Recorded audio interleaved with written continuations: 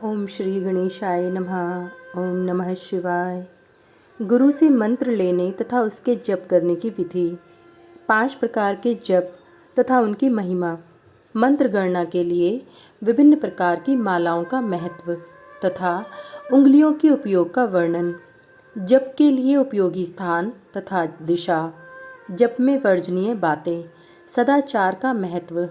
आस्तिकता की प्रशंसा तथा पंचाक्षर मंत्र की विशेषता का वर्णन। महादेव जी कहते हैं, वरान्य आज्ञाहीन, क्रियाहीन, श्रद्धाहीन तथा विधि के पालनार्थ आवश्यक दक्षिणा से हीन जो जप किया जाता है वह सदा निष्फल होता है।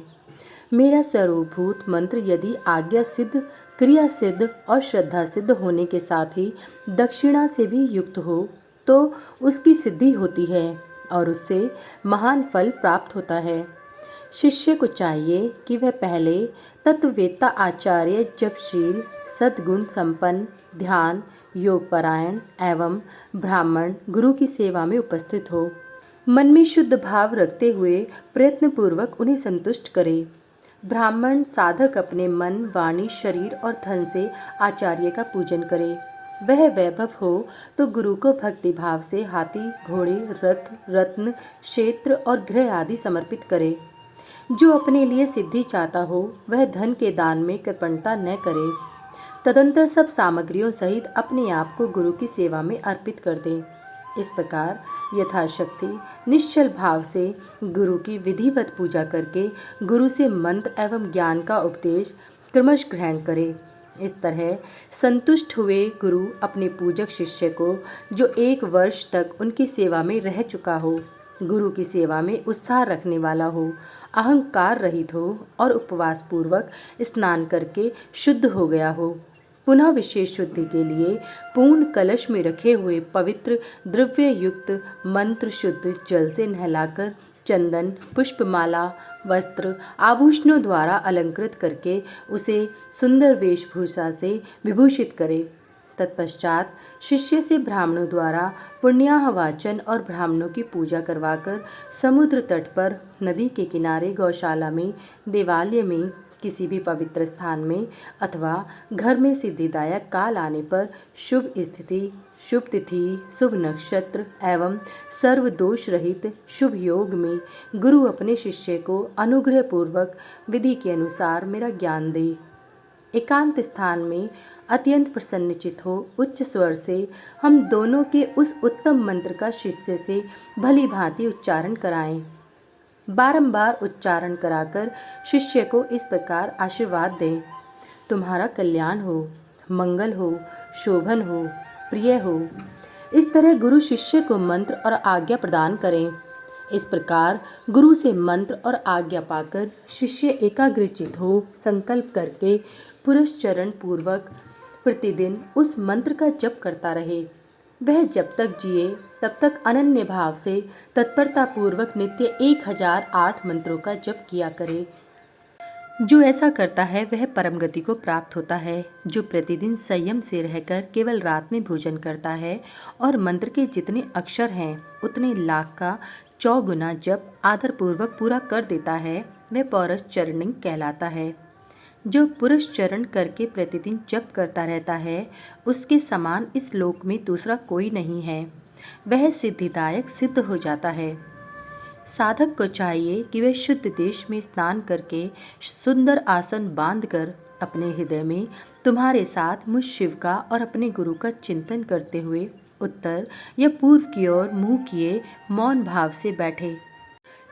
चित्त को एकाग्र करे तथा दहन, पलावन आदि के द्वारा 5 तत्वों का शोधन करके मंत्र का न्यास आदि करे। इसके बाद सकलीकरण की क्रिया संपन्न करके प्राण और अपान नियमन करते हुए हम दोनों के स्वरूप का ध्यान करें और विद्या स्थान अपने रूप, ऋषि, छंद, देवता, बीज, शक्ति तथा मंत्र के वाच्यार्थ रूप मुझ परमेश्वर का स्मरण करके पंचाक्षरी का जप करे। मानस जप उत्तम है, उपांशु जप मध्यम है तथा वाचिक जप उससे निम्न कोटि का माना गया है। ऐसा आगमार्थी विशारद विद्वानों का कथन है। जो ऊंचे नीचे स्वर से युक्त तथा स्पष्ट और अस्पष्ट पदों एवं अक्षरों के साथ मंत्रों का वाणी द्वारा उच्चारण करता है, उसका जप वाचिक कहलाता है। जिस जप में केवल जिह्वा मात्र हिलती है अथवा बहुत धीमे स्वर से अक्षरों का उच्चारण होता है तथा जो दूसरों के कानों में पड़ने पर भी उन्हें कुछ सुनाई नहीं देता, ऐसे जप को उपांशु कहते हैं। जिस जप में अक्षर पंक्ति का एक वर्ण से दूसरे वर्ण का, एक पद से दूसरे पद का तथा शब्द और अर्थ का मन के द्वारा बारंबार चिंतन मात्र होता है, वह मानस जप कहलाता है। वाचिक जप 1 गुना ही फल देता है। उपांशु जप 100 गुना फल देने वाला बताया जाता है। मानस जप का फल सहस्त्र गुना कहा गया है तथा सगर्भ जप उससे 100 गुना अधिक फल देने वाला है। प्राणायाम पूर्वक जो जप होता है उसे सगर्भ जप कहते हैं। अगर्भ जप में भी आदि और अंत में प्राणायाम कर लेना श्रेष्ठ बताया गया है। मंत्रार्थ वेत्ता बुद्धिमान साधक प्राणायाम करते समय 40 बार मंत्र का स्मरण कर ले। जो ऐसा करने में असमर्थ हो वह अपनी शक्ति के अनुसार जितना हो सके उतने ही मंत्रों का मानसिक जप कर ले। 5, 3 अथवा 1 बार अगर्भ या सगर्भ प्राणायाम करे। इन दोनों में सगर्भ प्राणायाम श्रेष्ठ माना गया है। सगर्भ की अपेक्षा भी ध्यान सहित जप सहस्त्र गुना फल देने वाला कहा जाता है। इस प्रकार इन 5 प्रकार के जपों में से कोई एक जप अपनी शक्ति के अनुसार करना चाहिए। उंगली से जप की गणना करना 1 गुना बताया गया है। रेखा से गणना करना 8 गुना उत्तम समझना चाहिए। पुत्र जीव जिया पोता के बीजों की माला से गणना करने पर जप का 10 गुना अधिक फल होता है। शंख के मनकों से 100 गुना, मूंगों से 1000 गुना, स्फटिक मणि की माला से 10,000 गुना, मोतियों की माला से लाख गुना, पंचाक्षर से 10 लाख गुना और सुवर्ण के बने हुए मनकों से गणना करने पर कोटि गुना अधिक फल बताया गया है। कुश की गांठ से तथा रुद्राक्ष से गणना करने पर अनंत गुने फल की प्राप्ति होती है।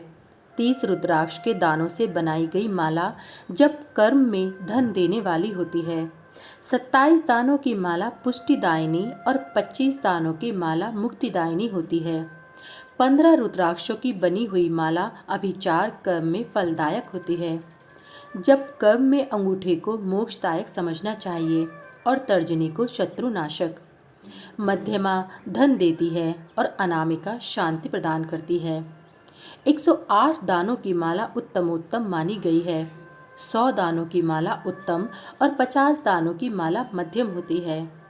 54 दानों की माला मनोहारिणी एवं श्रेष्ठ कही गई है। इस तरह की माला से जप करें, वह जप किसी को दिखाए नहीं।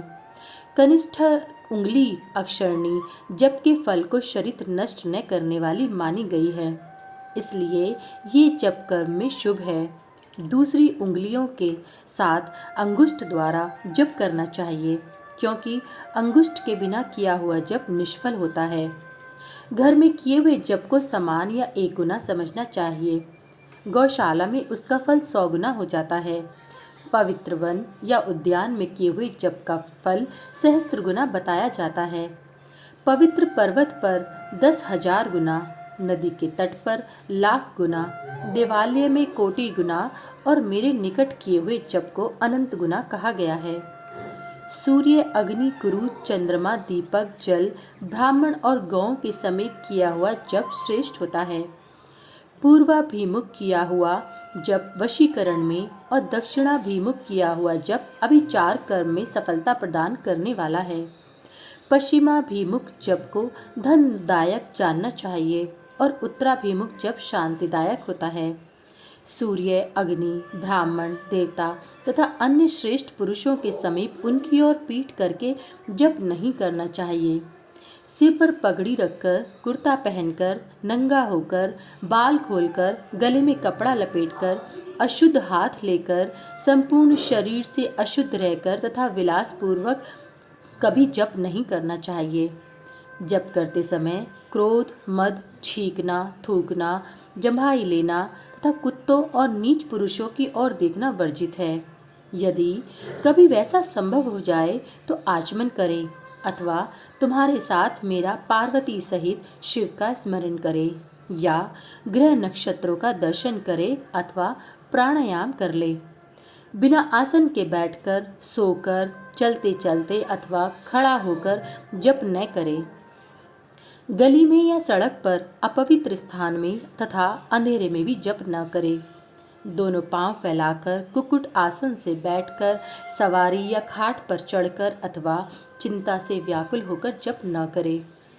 यदि शक्ति हो तो इन सब नियमों का पालन करते हुए जप करे और अशक्त पुरुष यथाशक्ति जप करे। इस विषय में बहुत कहने से क्या लाभ, संक्षेप से मेरी यह बात सुनो। सदाचारी मनुष्य शुद्ध भाव से जप और ध्यान करके कल्याण का भागी होता है। आचार परम धर्म है, आचार उत्तम धन है, आचार श्रेष्ठ विद्या है और आचार ही परम गति है। आचारहीन पुरुष संसार में निंदित होता है और परलोक में भी सुख नहीं पाता। इसलिए सबको आचारवान होना चाहिए। वेदज्ञ विद्वानों ने वेद शास्त्र के कथनानुसार जिस वर्ण के लिए जो कर्म विहित बताया है, उस वर्ण के पुरुष को उसी कर्म का सम्यक आचरण करना चाहिए। वही उसका सदाचार है, दूसरा नहीं। सत्पुरुषों ने उसका आचरण किया है, इसलिए वह सदाचार कहलाता है। उस सदाचार का भी मूल कारण आस्तिकता है। यदि मनुष्य आस्तिक हो तो प्रमाद आदि के कारण सदाचार से कभी भ्रष्ट हो जाने पर भी दूषित नहीं होता। अतः सदा आस्तिकता का आश्रय लेना चाहिए। जैसे इहलोक में सत्कर्म करने से सुख और दुष्कर्म करने से दुख होता है, उसी तरह परलोक में भी होता है। इस विश्वास को आस्तिकता कहते हैं। सदाचार से हीन, पतित और अंत्यज का उद्धार करने के लिए कलयुग में पंचाक्षर मंत्र से बढ़कर दूसरा कोई उपाय नहीं है। चलते फिरते, खड़े होते अथवा स्वेच्छानुसार कर्म करते हुए अपवित्र या पवित्र पुरुष के जप करने पर भी यह मंत्र निष्फल नहीं होता। अंत्यज, मूर्ख, मूढ़, पतित, मर्यादा रहित और नीच के लिए भी यह मंत्र निष्फल नहीं होता। किसी भी अवस्था में पड़ा हुआ मनुष्य भी यदि मुझ में उत्तम भक्ति भाव रखता है तो उसके लिए यह मंत्र निसंदेह सिद्ध होगा ही, किंतु दूसरे किसी के लिए वह सिद्ध नहीं हो सकता। प्रिय, इस मंत्र के लिए लगन, तिथि, नक्षत्र, वार, योग आदि का अधिक विचार अपेक्षित नहीं है। यह मंत्र कभी सुप्त नहीं होता, सदा जागृत ही रहता है। यह महामंत्र कभी किसी शत्रु का नहीं होता। यह सदा सुसिद्ध, सिद्ध अथवा साध्य ही रहे। सिद्ध गुरु के उपदेश से प्राप्त हुआ मंत्र सुसिद्ध कहलाता है। असिद्ध गुरु का भी दिया हुआ मंत्र सिद्ध कहा गया है। जो केवल परंपरा से प्राप्त हुआ है, किसी गुरु के उपदेश से नहीं मिला है, वह मंत्र साध्य होता है। जो मुझ में मंत्र में, गुरु में अतिशय श्रद्धा रखने वाला है, उसको मिला हुआ मंत्र किसी गुरु के द्वारा साधित हो या असाधित सिद्ध होकर ही रहता है, इसमें संशय नहीं है। इसलिए अधिकार की दृष्टि से विघ्नयुक्त होने वाले दूसरे मंत्रों को त्याग कर विद्वान पुरुष साक्षात परमा विद्या पंचाक्षरी का आश्रय ले।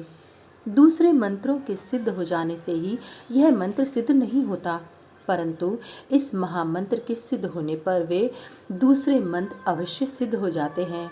महेश्वरी जैसे अन्य देवताओं के प्राप्त होने पर भी मैं नहीं प्राप्त होता, परंतु मेरे प्राप्त होने पर वे सब देवता प्राप्त हो जाते हैं।